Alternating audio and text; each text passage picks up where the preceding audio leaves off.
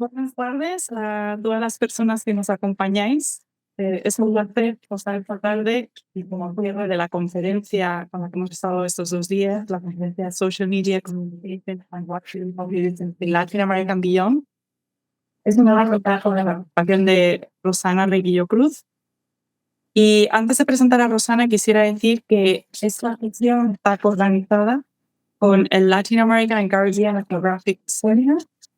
El seminario tiene ya casi 2 años de existencia y es un foro en el que personas en diferentes estadios de su carrera académica pueden presentar trabajo que emplee la etnografía. En la actualidad se celebra en línea con una periodicidad mensual, normalmente jueves, aunque hemos hecho una excepción en este caso para poder acoger la conferencia de Rosana.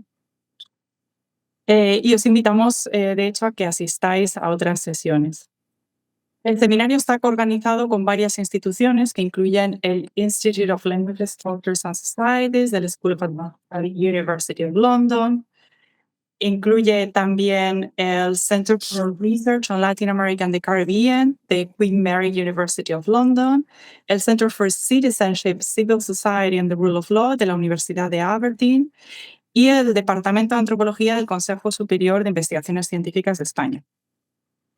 He de decir también antes de comenzar que estamos grabando esta sesión, vamos a grabar la presentación de Rosana, pero no vamos a grabar el Q&A. Y decir además que en esta sesión disponemos de traducción simultánea al inglés. Entonces, quien quiera seguirla en inglés, tenéis instrucciones en el chat, pero bastaría con hacer clic en interpretación y seleccionar la lengua en la que queréis seguir la ponencia de Rosana. Entonces, sin más, voy a presentar a Rosana. Rosana Reguillo Cruz es una investigadora reconocida internacionalmente, investigadora nacional emérita en México y miembro de la Academia Mexicana de Ciencias. Es profesora investigadora emérita del ITESO, Universidad Jesuita de Guadalajara en México, y ha tenido una destacada carrera académica en América Latina, España y Estados Unidos.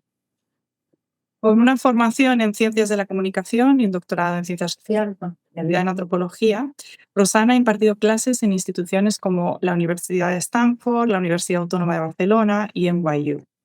Su trabajo abarca temas clave como la comunicación, la cultura y los movimientos sociales y ha recibido numerosos reconocimientos, entre ellos el Premio Nacional de Antropología y el Premio Iberoamericano de Investigación. Rosana es autora de obras fundamentales como Horizontes fragmentados y Paisajes insurrectos, y su investigación ha sido traducida a varios idiomas. La ponencia de Rosana para esta sesión se titula El legado de Tron y la reinvención del sistema operativo, estridencia, control y captura de la comunicación digital.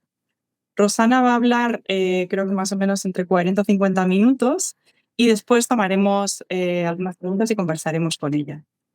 Quienes estáis participando en línea podréis levantar la mano para realizar vuestra pregunta, y quienes estáis en la sala pues podéis hacer lo mismo y entonces nos moveremos entre la sala en línea y la sala virtual.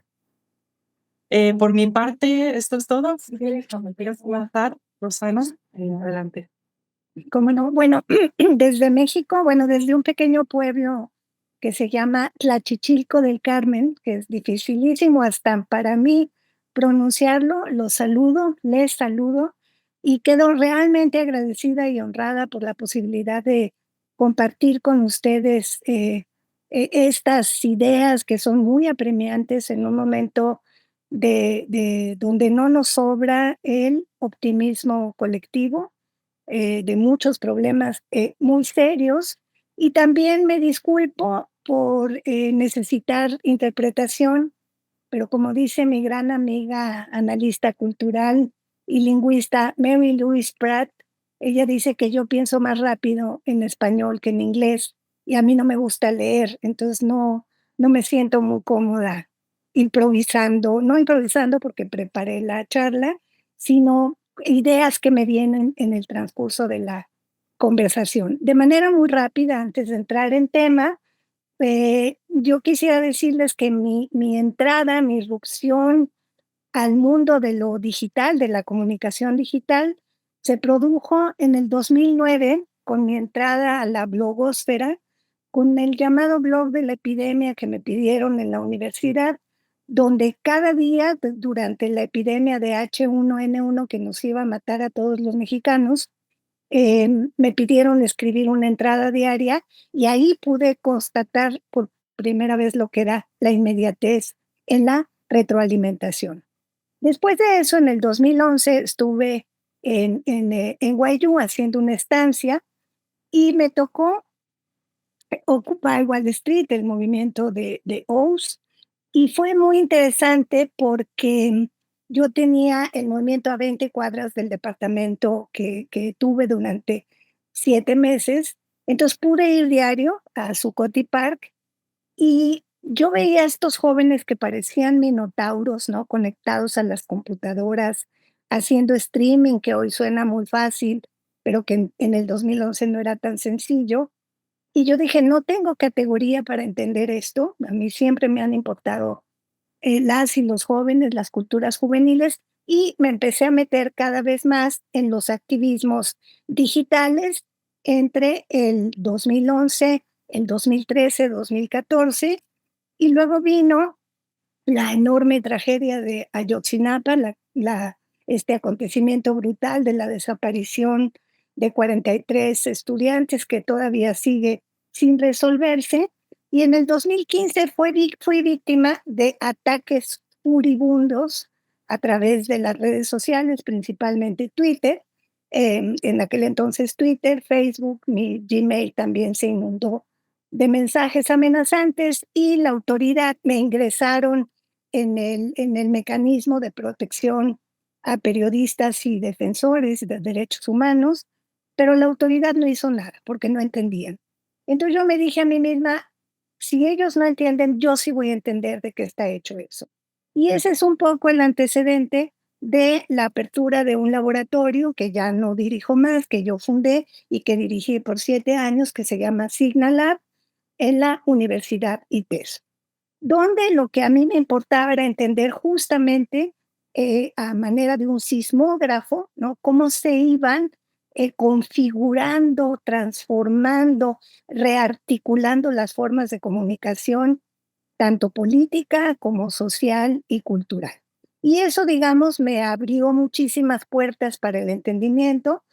Tuve trabajo interdisciplinario con ingenieros en cómputo, psicólogos, comunicadores, gente que programó, que sabía programar. Y yo tuve que aprender Python a mi avanzada edad de manera muy rápida, ¿no? Entonces, lo que quiero compartir hoy con ustedes, ahora sí ya comparto mi pantalla. Permítanme un segundo.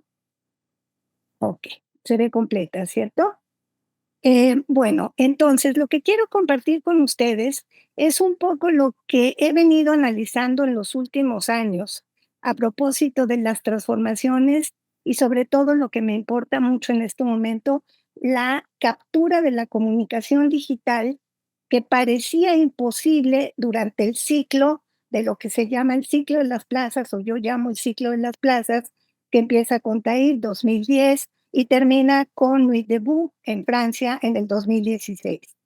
Y, parecía, digamos, que habíamos ganado en derechos digitales, parecía que el espacio del activismo digital nos iba a posibilitar romper el monopolio de la voz legítima y, digamos, así ha sido. Hay resistencias que son muy importantes.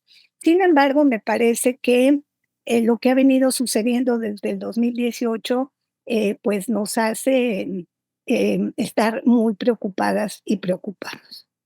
Entonces a mí me interesa, compartir con ustedes mis preocupaciones sobre las derivas populistas, ¿no?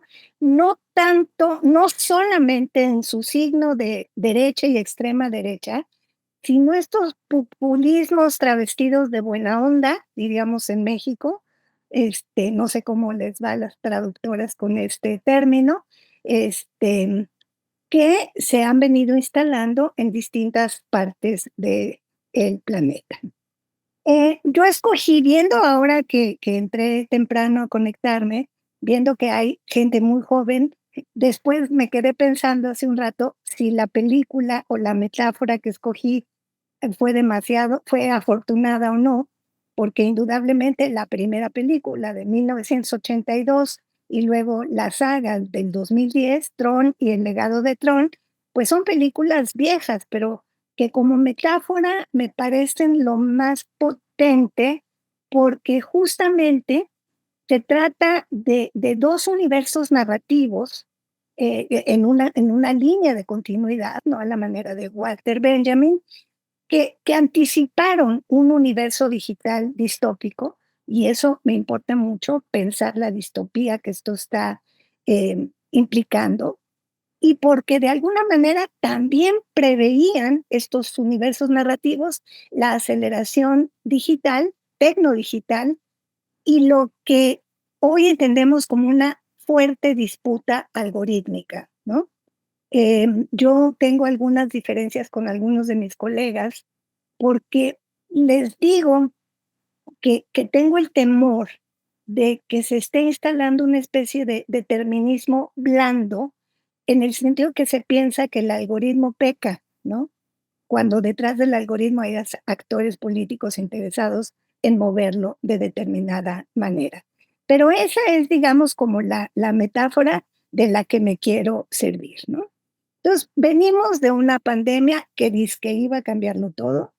Venimos de guerras brutales, ahí tenemos el caso terrorífico del genocidio en Palestina, y tenemos hoy día lo que parecía imposible, el retorno de Trump, ¿no? Entonces, ¿cuáles son las preguntas que podríamos plantearnos en este momento? Y voy a parafrasear a mi querido colega argentino Alejandro Grimson, que retoma una premisa antropológica fundamental que me parece importante, y es el hecho de que necesitamos comprender con urgencia aquello que no podemos compartir.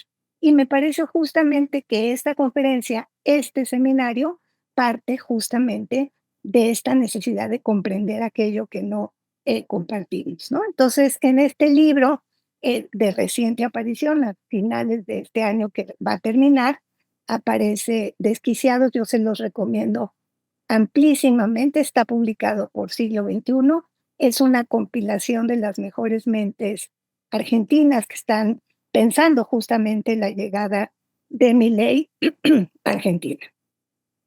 Entonces, volviendo a nuestra metáfora de Trump, para irnos ubicando en la trama conceptual y política, estamos ya en 2010, ¿no? Trump el padre de Sam, ¿no?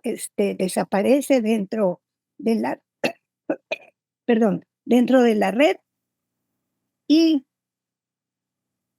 el hijo del primer programador descubre que hay un malvado sistema operativo que fue construido por su padre con inteligencia artificial, que se llama Clu 2.0, que ha ido creciendo en fuerza y tiene ya en ese momento, 2010, la fuerza para invadir el mundo humano, pero que además controla absolutamente todo lo que sucede en ese universo digital y sanciona con la eliminación a cualquier brote de disidencia, cualquier brote de resistencia, y elimina los programas. Cualquier parecido con la realidad actual de los opositores a los regímenes autoritarios no es mera coincidencia. También me pareció importante en, en este intento de problematizar históricamente en qué momento estamos, ir al viejo Wallerstein, cuando en 1996 él anticipaba de manera muy lúcida eh, cuáles iban a ser como los elementos para el creciente malestar social, ¿no? Y retomo de su gran libro Abrir las ciencias sociales hoy solamente algunos que me parece que son claves para entender el momento actual, ¿no? Él anticipaba cómo la globalización iba a traer un incremento brutal de la desigualdad, cómo íbamos a enfrentar de manera muy acelerada el declive del estado social o el llamado estado de bienestar, cómo la tremenda crisis económica financiera asiática iba a desencadenar en cadena crisis financieras planetarias, una más grave que la otra. Iban a crecer en la violencia y los conflictos armados y era un momento de incipiente conciencia sobre la crisis medioambiental. La pregunta que nos podemos formular es, ¿eso sigue vigente? Eso que Wallerstein anticipó en el 96 sigue pasando de manera muy grave, más grave, pero ¿qué es lo que ha cambiado de fondo? ¿Qué es lo que se ha agravado? Tenemos procesos de desigualdad brutal, tenemos procesos de impunidad creciente, corrupción tremenda, ¿no? Los índices globales de corrupción son muy lastimosos, pobreza extrema creciente, la crisis migratoria que va tomando tintes terroríficos. Tenemos ya la amenaza de Trump de que en febrero, no Trump, sino Trump, que empiezan las deportaciones masivas en febrero. Y eso va a ser brutal para México, Guatemala, El Salvador. Y en síntesis, yo quisiera pensar que estamos en un momento de colapso del proyecto civilizatorio. Maru Sánchez, una investigadora de la Universidad Iberoamericana en Puebla, usa la palabra desgarramientos civilizatorios, que me parece absolutamente poderosa expresión para pensar cómo se nos desgarra el tejido en las manos, ¿no?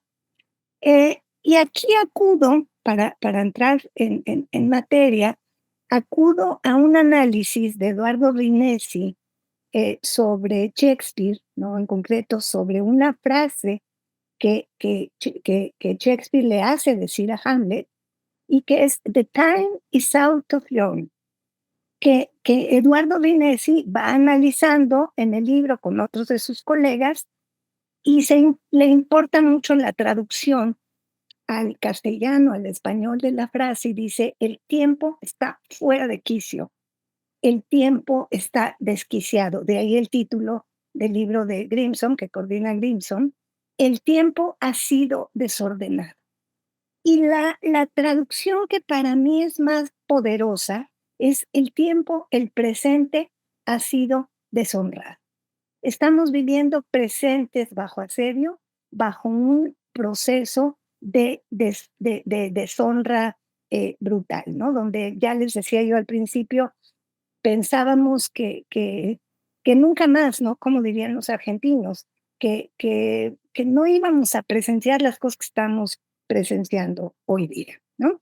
Entonces, yo quisiera, eh, ¿cómo nos acercamos a estos procesos de captura de la comunicación digital por parte de estos populismos de distinto signo? Y indudablemente yo fui muy amiga de Martín Barbero, aprendí muchas cosas de él, y acuérdense que él siempre nos dijo: "Hay que perder el objeto para ganar el proceso".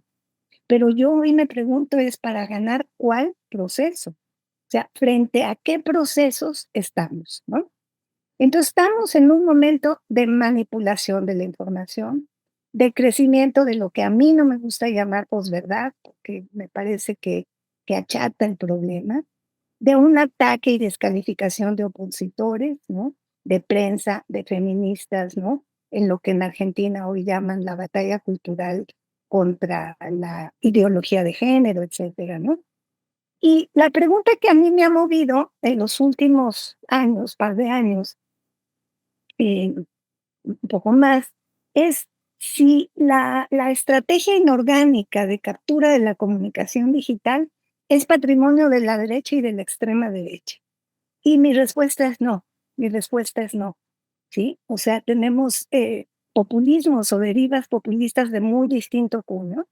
Ahí tenemos el populismo punitivo cool y millennial de Bukele, que hoy es admirado por muchos mandatarios del mundo y que indudablemente su estrategia y de control y de seguridad habla, digamos, del fin de la política a la manera de Rancière, a mi juicio uno de los pensadores contemporáneos más lúcidos, pero esta idea del fin de la política y la llegada de la policía en un sentido ranceriano, que significa justamente el achatamiento o la eliminación de la imaginación de lo posible, de lo que Rancière llamaría el mapa de lo posible, ¿no?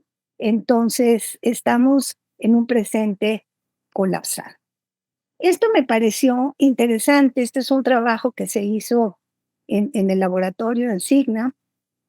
Se desarrollaron 2 herramientas antes de que el señor Musk cerrara su API para la investigación académica y que ahora nos cobra miles de millones que no tenemos en América Latina para pagar y nos da 100,000 tweets, que es ridículo, cuando nosotros podíamos bajar con nuestras herramientas 1,000,000, 10 millones de tweets alrededor de una conversación, ¿no?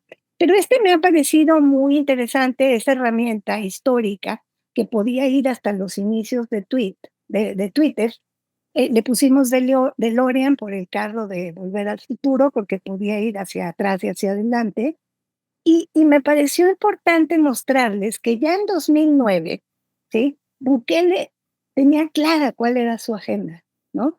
Que hoy ha estallado. Habla del control territorial, del Bitcoin, de la clase política, que es el término favorito de los populistas, los opositores, los conservadores, los liberales, la mafia, los zurdos de mierda, etcétera, etcétera, ¿no? Entonces, hay ahí una constante en la configuración de una agenda que indudablemente se filtra en la dinámica sociodigital. Algo que me parece absolutamente relevante y que nos tiene que alertar sobre lo que está sucediendo es la eliminación o la descalificación absoluta de los intermediarios. Los nuevos modelos de comunicación política prescinden de la intermediación de los medios. Bueno, estuvo ayer no, hoy tempranísimo en la mañana, una para mí de las mejores expertas y académicas, Amparo Marroquín, que fue la que tempranamente se preguntó por las estrategias de comunicación de Bukele, pero lo que vemos cómo se repite constantemente es esta eliminación del intermediario. Y esto, digamos, tiene poco tiempo en términos históricos. Esto va a tener unas implicaciones muy importantes, ¿no?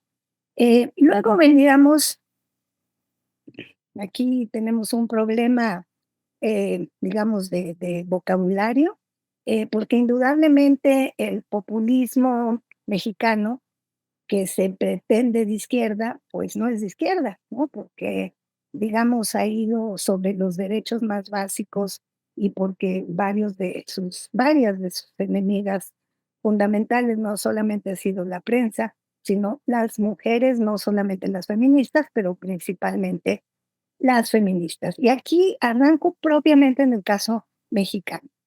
Entre enero y marzo del 2019, o sea, con un mes, 2 meses después de llegada la presidencia de López Obrador, yo empiezo a detectar un cambio profundo en la conversación en Twitter. Y digo, no, aquí está pasando algo muy raro. Aquí hay una agenda, aquí hay una manipulación, aquí hay un manejo. Y todo arranca, digamos, con estas 3 etiquetas o estos 3 hashtags: prensa corrupta, prensa sicaria, prensa prostituida, que son, digamos, la bandera de salida para que se organicen estas estrategias de manipulación, estas que tampoco me gusta llamarlas granjas, ¿no? Porque en una granja las cosas se cultivan y crecen, ¿no? Y esto es una bestialidad brutal, ¿no?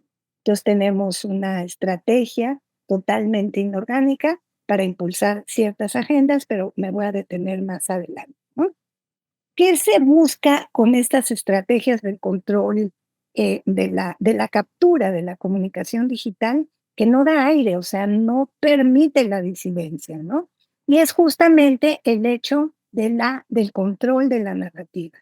Y eso se hace exacerbando los afectos, exacerbando los sentimientos, ¿no? Como diría Baruch Spinoza, afectando las afectaciones, es decir, estos afectos cotidianos. O sea, no hay racionalidad implicada en estos manejos informativos, sino se trata de mantenernos, como diría Alejandro Gibson y sus colegas, en el desquicio, mantenernos desquiciados, enojados, reaccionando, ¿no? Yo a mis amigos que participan, digamos, de la esfera pública, yo les digo, de la política formal, yo les digo, el gran problema que tenemos es que la oposición, que es muy débil en este país, en alguna muy impresentable, no están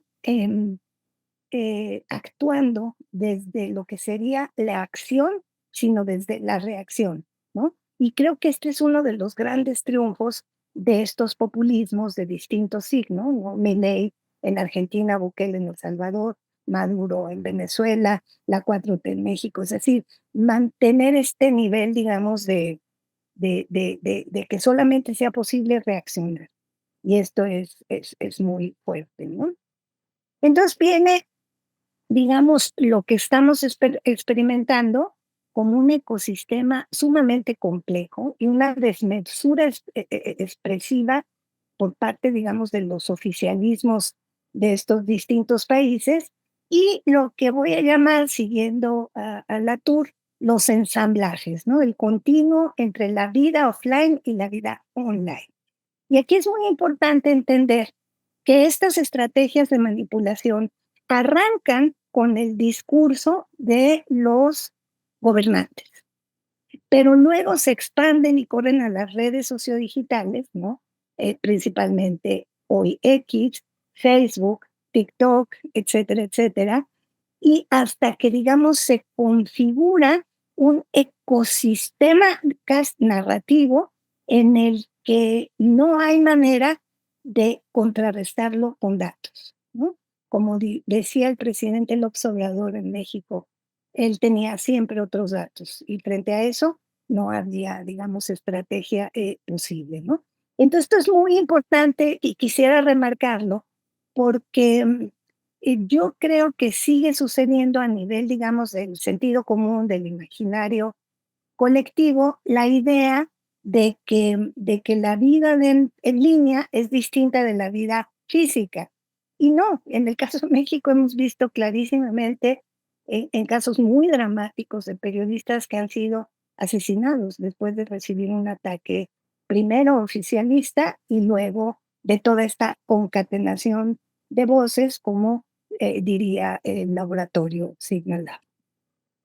Y entonces aquí me parece que este control de la narrativa, ¿no? Esta exacerbación del sentimiento, nos obliga a movernos en distintas esferas, que es muy importante, porque no es una narrativa que se agote en el discurso y en las imágenes a las que apela ese discurso. Hay toda una configuración estética, la estridencia es una configuración estética importantísima, sobre todo en los famosos youtubers, ¿no? Hay una configuración, una lógica emocional en todo esto. Hay una dimensión lúdica porque es divertido participar en los linchamientos contra ciertos actores sociales. Hay una implicación cognitiva, ¿no? Que implica nuestra propia subjetividad y, por supuesto, hay una dimensión política que resulta indudable y que es la que comanda en buena medida la aceptación o el rechazo frente a ciertas medidas o discursos populistas, ¿no? Ayer salió en la revista Anfibia, que dirige el talentosísimo Cristian Alarcón en Argentina, con un artículo de Gabriel Kessler que les recomiendo ampliamente, está en línea. Se llama ¿Qué tienen los leones en el corazón? Y es interesantísimo ver cómo se mantienen los grados de aceptación de Milei y su popularidad, ¿no? Pero cómo es una aceptación no homogénea, que creo que es importante entenderla y que a veces se aplasta cuando hablamos de los populismos de derecha, ¿no? Entonces, esta heterogeneidad es muy importante y entender todas estas dimensiones y todas estas esferas nos habilita y nos permite hacer análisis más densos y más profundos, ¿no? Y creo que aquí, más allá, digamos, de la reconfiguración de lo digital, me parece que estamos enfrentando transformaciones muy aceleradas de lo que hemos entendido hasta hoy por lo público, ¿no?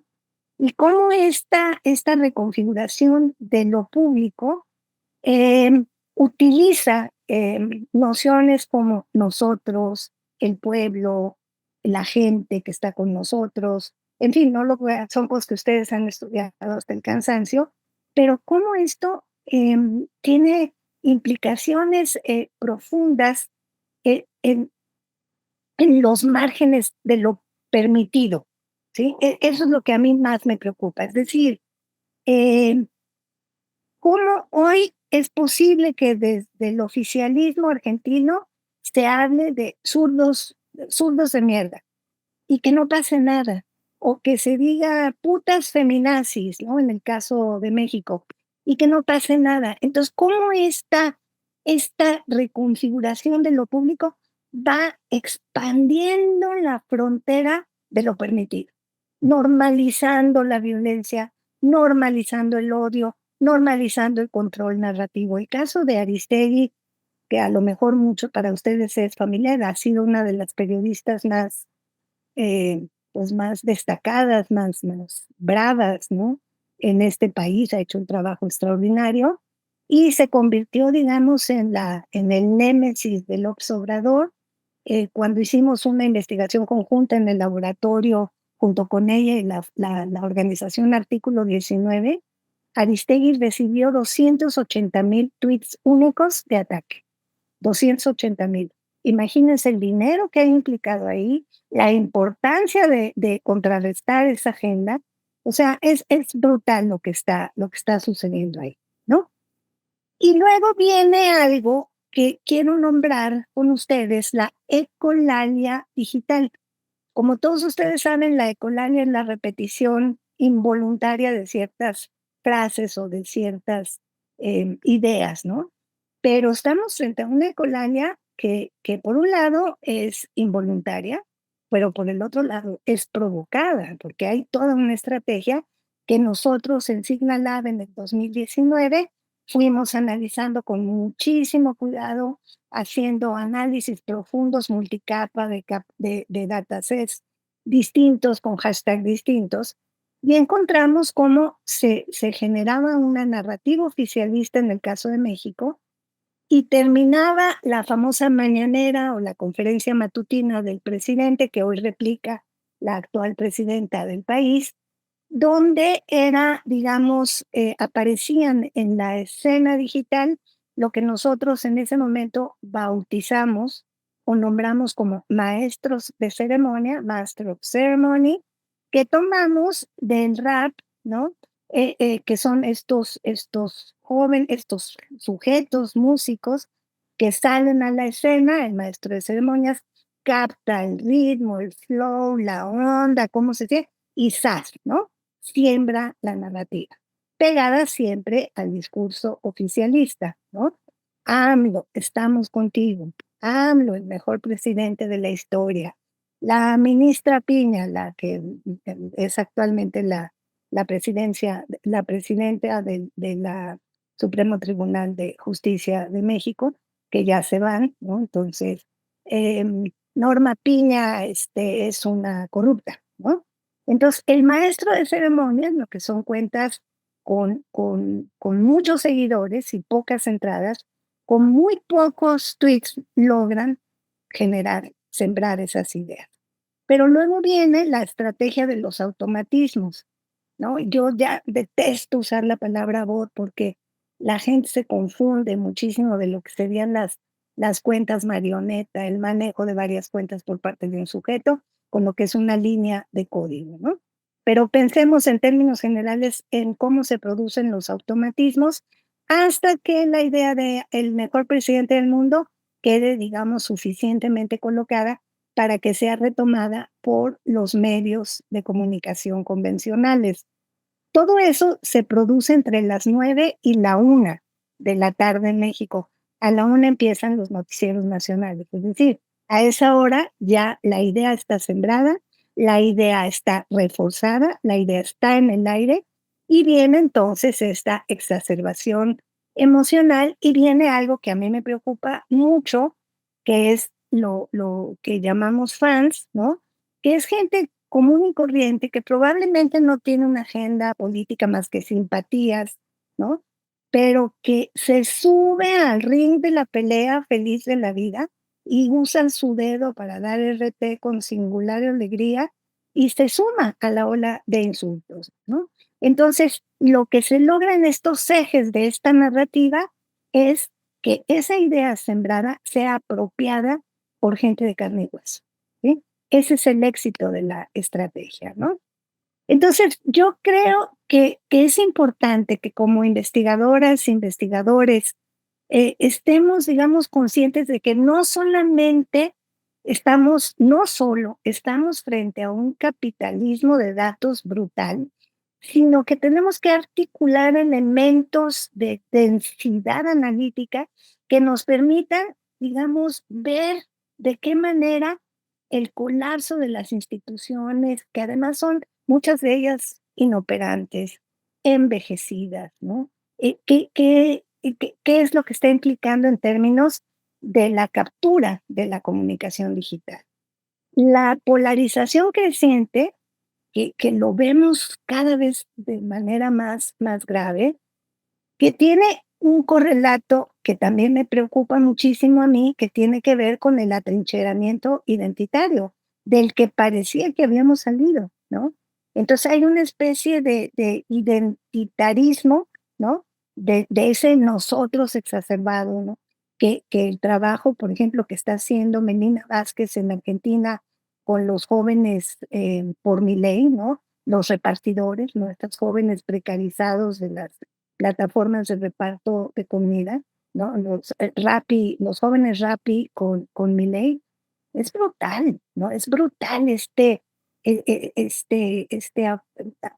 esta trinchera que se está construyendo, ¿no? Y la pregunta que yo, como digamos, mi lado antropológico, no me dejo de preguntar es, ¿cuáles son las transformaciones, digamos, de los procesos de subjetivación? En el artículo que les dije que está en revista Anfibia y que los invito de veras a revisar, el de qué tienen los leones en el corazón. Hay varios fragmentos. Además, es una investigación hecha por 3 argentinos sociólogos maravillosos, entre ellos Gabriel Kessler. Pero hay testimonios de chavos universitarios, de un cuartel universitario en Salta, diciendo unas cosas. ¿Qué es esto que les decía hace un momento, no? El corrimiento de los límites de lo que es permitido decir y que no se puede decir, ¿no? Entonces, aquí todos lo saben, ustedes son especialistas en eso, pero estas maquinarias digitales, están articuladas para mover los afectos, ¿no? Yo durante muchos años hice una investigación de alcance latinoamericano en 4 países: Argentina, Puerto Rico, Colombia y México, sobre la construcción social del miedo, ¿no? Entonces, me importaron mucho esta dimensión, de los afectos. Entonces, son máquinas que están recodificando el malestar. Yo dije cuando ganó la primera vez Trump, escribí un texto para Revista Anfibia, en el que yo afirmaba que Trump no había inventado a sus votantes, que ahí estaban desde siempre, pero que él les logró hablar, él supo hablarles, ¿no? Y entonces, platicando con una colega mía, cuya mamá es muy fan, digamos, de la llamada Cuarta Transformación en México, eh, descubrí algo que me pareció muy poderoso y que comparto a manera de hipótesis, pero que quiero profundizar, y es que estos populismos de calados y derivas distintas han logrado darle un habla a la gente, ¿sí? Les han dado una manera de enunciar, una manera de decir, ¿no? Entonces, por ejemplo, tú vas al mercado y oyes hablar de los fifís, que en el vocabulario de López Obrador, son todos aquellos que tienen aspiraciones, que son medianamente ricos o ya o aspiracionistas, etcétera. Entonces, la gente tiene ya una manera de referirse a eso, de un lado y del otro, ¿no? Y luego son máquinas que, por supuesto, tienen como objetivo fundamental achatar la complejidad. No hay reposición de contexto, ¿no? O sea, se busca el fragmentito del video que más va a hacer enojar a alguien, ese es el que hay que poner, ¿no? Entonces hay que achatar esa complejidad. Y algo que viene, digamos, de la filosofía, de los filósofos de las emociones, este, es lo que yo llamo en mi trabajo los objetos de atribución. El objeto de atribución tiene como característica que una vez exacerbado el afecto, ¿no? El miedo, el odio, el asco, ¿no? Eh, esa emoción despertada, tuc, tuc, tuc, tuc, tuc, tuc, tuc, tuc, tuc, trata de buscar un objeto al cual atribuirle esa emoción, el asco a los migrantes, ¿no? Entonces, Trump, la delincuencia migratoria, los criminales migrantes. Y entonces, claro, eso va calando y la gente va encontrando los objetos de atribución. Este no es un fenómeno nuevo, ha sucedido a lo largo de la historia, ¿no? De los tiempos, pero sí se agudiza con digamos, con la velocidad y la ubicuidad de las redes sociodigitales. Y lo que más me importa a mí de toda esta dimensión es la estridencia. Creo que la estridencia es clave para poder entender el triunfo y el éxito de estas narrativas, ¿no?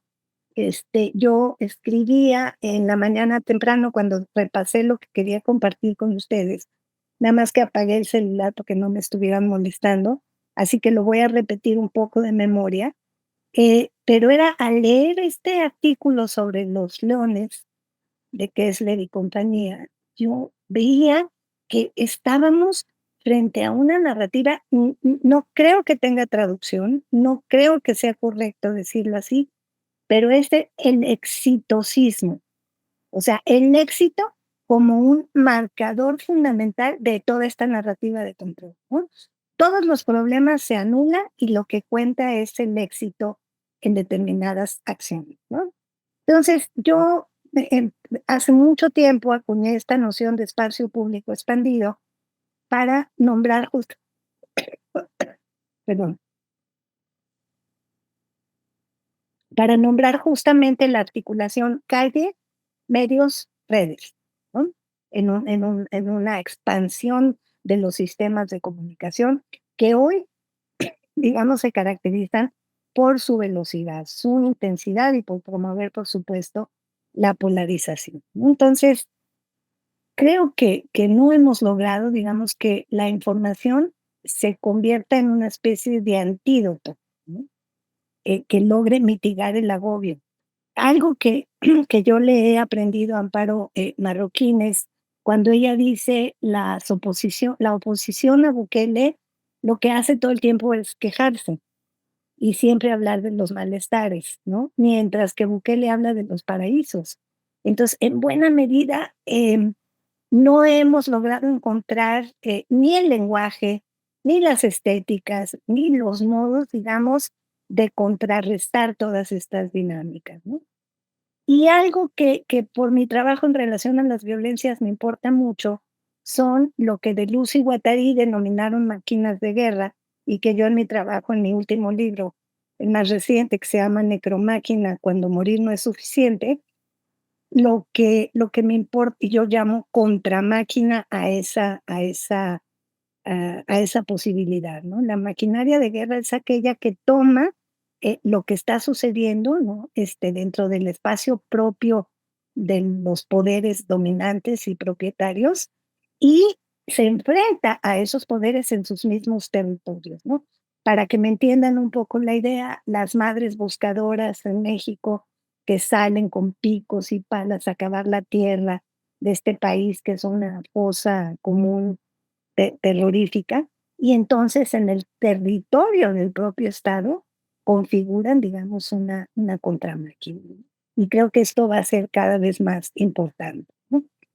Y luego, Algo que preocupa mucho, no solamente a mí, a mucha gente, es la desafección democrática, ¿no? Por ejemplo, en todos los informes recientes del Latinbarómetro, y supongo que en el caso europeo debe ser algo parecido, gente que prefiere, que estaría dispuesta a apoyar un gobierno autoritario militar con tal de que la situación económica funcione, que estaría dispuesta a no apoyar la democracia si se resuelven los problemas de empleo, por decir algo, ¿no? Entonces, ahí hay problemas muy serios y me voy acercando al cierre. Me he vuelto muy fan de Viveiros de Castro, ¿no? Este brasileño que trabaja las mitologías e ideologías amerindias, y esta idea de lo que él llama el perspectivismo, ¿no? Que es el punto de vista y no la verdad única.